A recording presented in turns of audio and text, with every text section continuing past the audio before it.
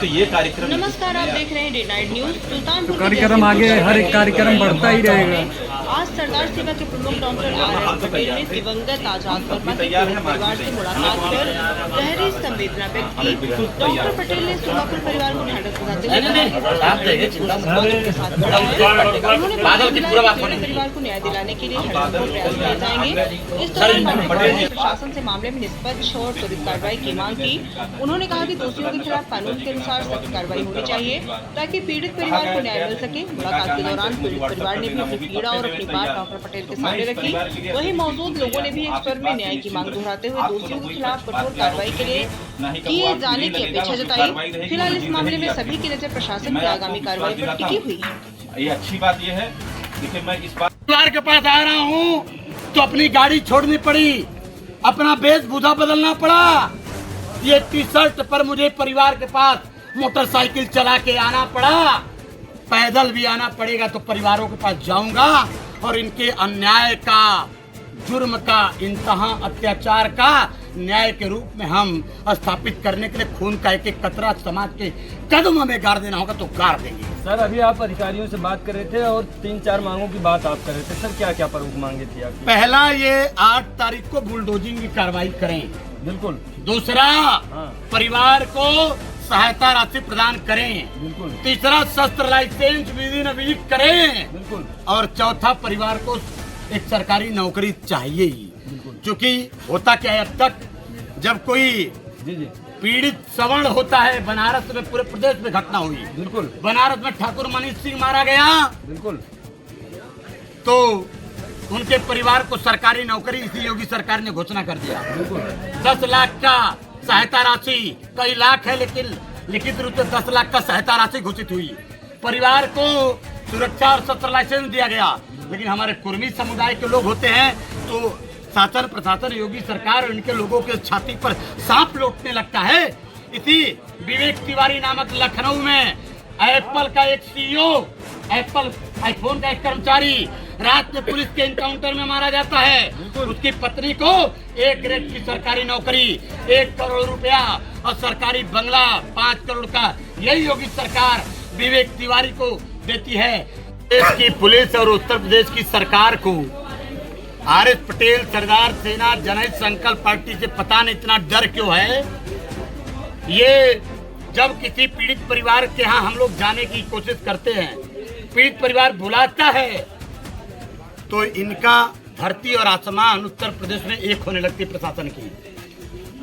हमें house arrest किया गया, 3-3, 4-4 थाने की फोर्स लगा दी गई। हमारे OPD में इंस्पेक्टर बैठा दिया जाता है। लेकिन कल फिर कई थानों की फोर्स हमारे यहाँ लगाई गई। आज आते समय, मैं कल रात से चला हूँ, रात में कई जगह रोकने की कोशिश पुलिस ने किया। गाड़ियां बदल बदल के मैं सुल्तानपुर पहुंचा हूँ। रात को हमने आज 2 घर बदला। एक घर में पता चला कि यहाँ फोर्स आ रही है, लोकेशन पता चला जैसे मैं कोई आतंकवादी और टेररिस्ट हूँ। समाज को न्याय दिलाने वाला, मैं न्याय प्रिय आदमी, छत्रपति सरदार पटेल को मानने वाला, छत्रपति शिवाजी को मानने वाला, क्या मैं कोई आतंकवादी हूँ क्या? रात को 2-2 घर हमें बदलना पड़ा। दलित और पिछड़ा मुसलमान है तो उसे न्याय नहीं मिलेगा। अगर अगड़ा है तो 24 घंटे में न्याय मिलेगा। इस जाति और धर्म के रूप में उत्तर प्रदेश को बांटने वाली सरकार, हम इनसे न्याय लेकर रहेंगे। सर, विवेचक को ट्रांसफर की भी बात आप कर रहे थे, कुछ कार्यवाही की बात कर रहे थे, क्या विवेचक को 24 से 48 घंटे के अंदर विवेचक पर कार्रवाई चाहिए। और यही नहीं, साटा के प्रकरण में भी और जयसिंहपुर के हमारे बादल भाई के प्रकरण में भी हमें तत्काल कार्रवाई चाहिए।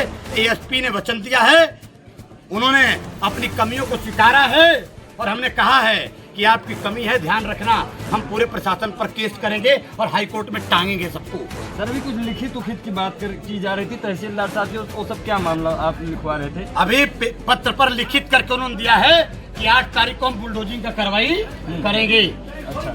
और हमने कहा 8 तारीख तक कार्रवाई नहीं हुई तो पूरे प्रदेश से लाखों पटेल समुदाय के लोग, पिछड़े समुदाय के लोग, दलित और मुस्लिम समुदाय के लोग, हमारे 85-90% आबादी वाले लोग हमारे यही सुल्तानपुर में प्रदेश से बुलाएंगे और लाखों लोगों का महापंचायत करेंगे। अगर देखा जाए सर, एक मिनट सर, अगर देखा जाए तो आपको लाखों लोग हम लोगों के माध्यम से देख रहे हैं, सोशल मीडिया के माध्यम से। आप एक समाज सेवी आदमी हैं और समाज के जिम्मेदार व्यक्ति हैं। आए सारी मांगों को हम लोगों ने मजबूती से रखा। पीड़ित परिवार के बुलावे पे सरदार सेना और समाज के हजारों लोग यहाँ आए। सबसे पहले मैं अपने समाज का धन्यवाद ज्ञापित करता हूँ कि हमारा समाज अब अपने पीड़ितों के लिए लड़ने के लिए तैयार है, दबने वाला समाज अब नहीं है। तो पहले समाज के लिए धन्यवाद। दूसरा, जो हमारा पीड़ित परिवार, हमारा भाई बादल है, बादल किधर है? बादल ने जो बात कही है, आज न्यायिक प्रक्रिया के तहत कलेक्टर विभाग के लोगों ने बादल से समय मांगा। उन्होंने कहा कि परसों सीएम का कार्यक्रम है। बादल जी को उन्होंने कहा, लिखित दिया कि 8 जुलाई को बुलडोजिंग का कार्यक्रम सुल्तानपुर कलेक्टर की तरफ से किया जाए और 8 तारीख को बुलडोजिंग का कार्रवाई नहीं हुआ और हमारे सभी मांगों पर कार्रवाई नहीं होगी तो 8 तारीख के बाद आज ही मैं घोषणा कर दे रहा हूं कि सुल्तानपुर जिले के अंदर पटेलों और पिछड़ों के, दलितों और मुसलमानों के ऊपर जो ये सरकार आफत बन गई है, मौत की कुआं बन गई है, कानून मर जैसा गया है, हम लोग कानून को जिंदा करेंगे और यहाँ की महापंचायत, न्याय महापंचायत करेंगे। अब पूरे प्रदेश से हमारे समाज के लाखों लोग आएंगे और सुल्तानपुर में न्याय महापंचायत होगा। चाहे अब उस न्याय महापंचायत को रोकने के लिए पूरे देश की फोर्स लगा दी जाएगी तो भी न्याय महापंचायत होगा। आर्य पटेल संघर्ष करो, हम तुम्हारे साथ हैं। डॉक्टर आर्य पटेल संघर्ष करो, हम तुम्हारे साथ हैं। जय जय जय जय जय सरदार, जय सरदार, जय सरदार, जय शिवाजी, जय सरदार। माध्यम से ताकि आगे ऐसी अप्रिय घटना न जो समाज लड़ा नहीं वो कभी आगे बढ़ा नहीं। बिल्कुल, डर के आगे जीत है। मैं समाज के लोगों को आपसे संदेश दे रहा हूँ आज कि संवैधानिक दायरे में, संवैधानिक दायरे में हम लोग इस लड़ाई को लड़ेंगे और महापंचायत करेंगे और समाज को लड़ने वाला बनाना चाहते हैं। संवैधानिक दायरे में हमारा समाज लड़ेगा और समाज हमारा जीतेगा। धन्यवाद। सर कुछ लोग सर इसको जातीय रंग दे रहे हैं, कहीं तमाम बातें निकल के आ रही हैं सर। जाति रंग देने वालों की थूथू है और जाति रंग देने वालों की भर्त्सना है। महापंचायत किस दिन होगी? महापंचायत 8 तारीख के बाद हम इसकी घोषणा करने जा रहे हैं। 8 तारीख को महापंचायत तो हम आज ही कह दे रहे कि होगा। 8 तारीख को कार्रवाई नहीं होगा तो महापंचायत करने जा रहे हैं। बाकी आप लोग के माध्यम से एक विशेष बात यहाँ के कुछ मीडिया चैनल्स जो हैं, बिल्कुल उनको कहना चाहता हूँ कि जो अपने तुम लोग